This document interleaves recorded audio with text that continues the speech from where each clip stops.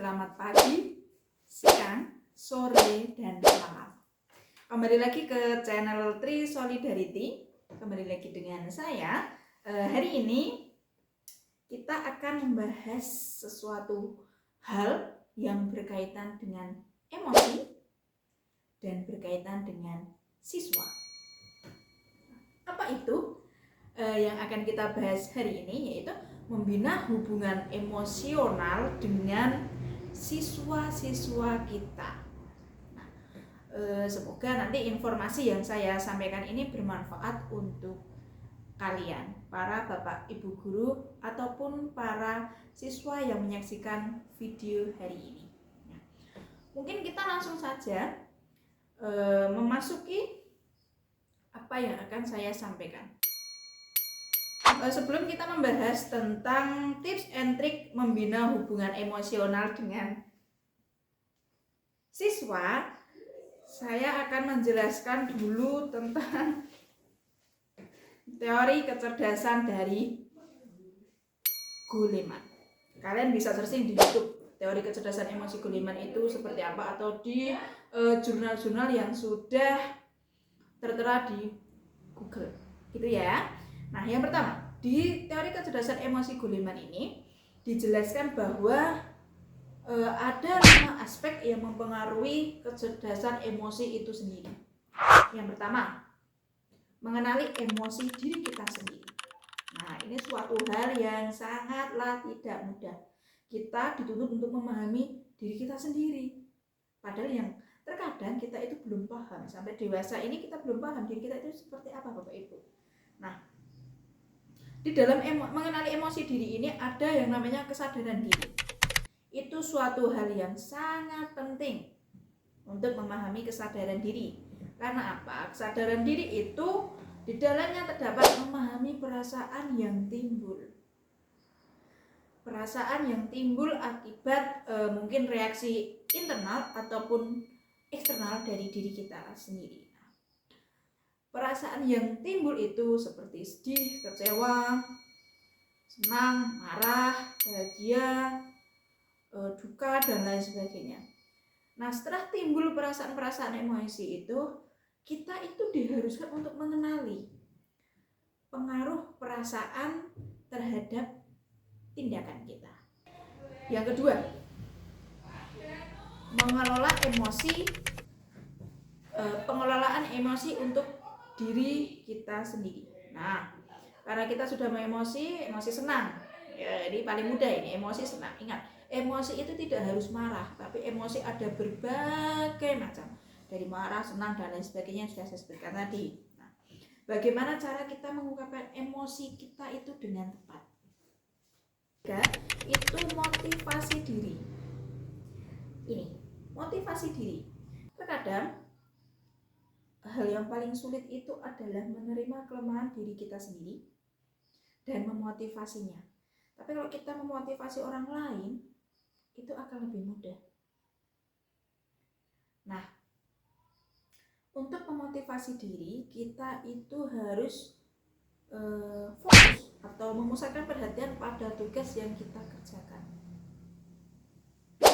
Gitu. Kita harus memotivasi diri kita. Umpamanya kita guru. Di kita guru, tugas kita itu apa toh di sekolah? Gitu. Kita pusatkan ke situ.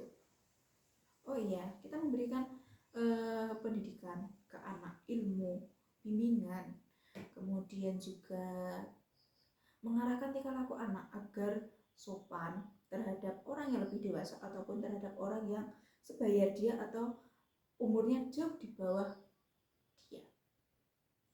Gitu.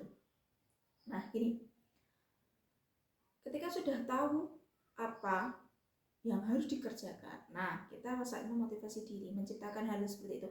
Gimana caranya agar kita bisa mendidik anak itu agar bisa berperilaku sopan? Tentunya diajarkan tentang sopan santun, senyum, salam sapa terhadap guru, dan lain sebagainya.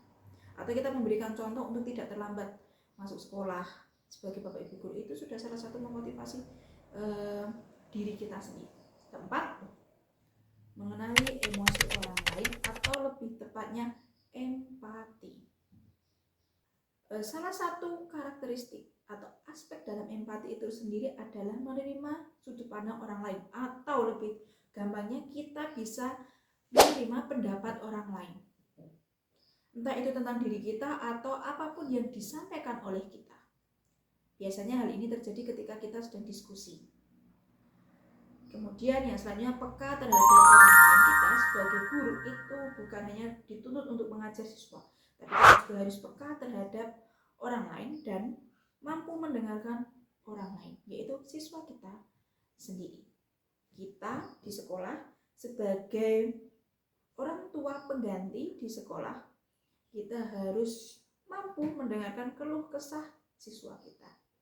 Yang terakhir, membina hubungan. Mampu berkomunikasi dengan orang lain, mudah bergaul dengan teman sebaya, senang menolong dan bekerja sama. Itu adalah salah satu atau contoh membina hubungan. Kita bahas satu persatu. Berkomunikasi dengan orang lain. Kenapa hal itu penting dan perlu? Karena kita hidup di negara yang komunikasinya itu diutamakan. Itu bergaul dengan teman itu juga diutamakan. Ketika di komunikasi atau katakanlah ada orang-orang yang introvert, tertutup, komunikasinya kurang, nah di sini juga mereka akan membina hubungan dengan orang lain itu sedikit tertutup. Kedua, mudah bergaul dengan teman sebaya. Ketika kita supel ataupun asyik untuk diajak bicara dan ngobrol, nah disitulah kita mampu bergaul dengan teman sebaya, senang menolong dan bekerja sama. Kita manusia sosial, tidak mungkin kita melakukan segala sesuatu itu sendiri. Pastinya kita membutuhkan bantuan orang lain. Makanya di sini ada dituliskan saling tolong menolong. Yang terakhir, bekerja sama. Karena sudah tolong menolong, mesti akan ada gandengannya. Apa itu? Bekerja sama.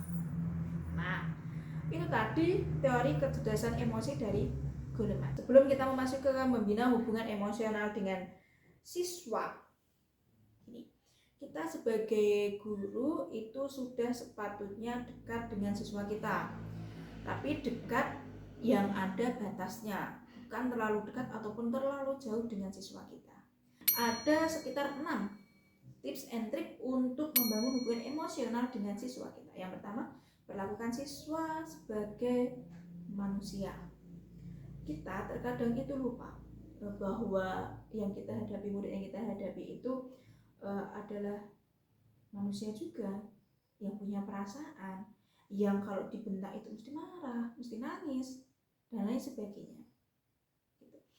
Nah, karena kita memegang bahwa kita memperlakukan siswa bahwa dia berperasaan, maka kita harus menjaga lisan kita, walaupun kita guru. Seperti itu. Yang kedua, kita harus mengetahui apa yang disukai siswa kita, cara berpikir mereka, perasaan mereka mengenai hal-hal yang terjadi dalam kehidupan mereka. Nah, kita ketahui apa yang disukai siswa kita. Kita bahas hari ini. Yang disukai siswa, kita bisa mengetahui ini dengan cara ngobrol dengan siswa ketika kita masuk kelas atau ketika jam jam istirahat di luar. Anak-anak biasanya kan habis dari kantin itu duduk-duduk di situ. Nah, kita ajak ngobrol mereka. Gitu kita bahas. Nah, nanti di situ anak-anak itu akan antusias dengan suatu hal yang mereka sukai. Gitu. Terus kita kembali lagi. Nah, dari situ kita akan bercerita dengan apa yang disukai, kita akan tahu jalan cara berpikir mereka itu seperti apa. Nah, mereka akan memberikan pendapat mereka tentang hal tersebut.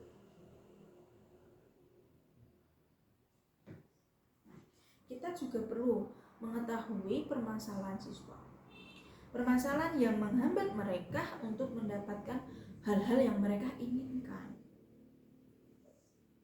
Itu contohnya ketika si anak ini belum bisa, anak ini memiliki bakat yang luar biasa, voli, atletik, olahraga, ataupun di bidang kesenian, tapi si siswa ini ada beberapa hambatan.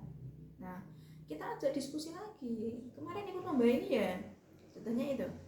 kemarin ikut lomba kerawitan, oh menang, oh belum beruntung, hambatannya apa kemarin. Nah di situ mesti anak-anak itu akan mulai untuk menyampaikan hambatan-hambatan yang mereka hadapi. Yang selanjutnya, jujur kepada mereka. Jujur saja, kenapa tidak memiliki hambatan tadi. Yang penting ingat, jujur tapi tidak menyakiti perasaan individu itu atau siswa itu. Jadi karena kita harus berbicara secara halus untuk agar mereka tidak tersinggung dengan kejujuran kita. Selain kejujuran itu, berikanlah motivasi. Berikanlah motivasi si anak ini agar dia tetap semangat untuk mendapatkan apa yang dia inginkan selama itu positif. Yang terakhir kita bisa masuk ke dunia si anak ini, apa yang mereka sukai. Nah setelah kita bisa masuk ke dunia si anak ini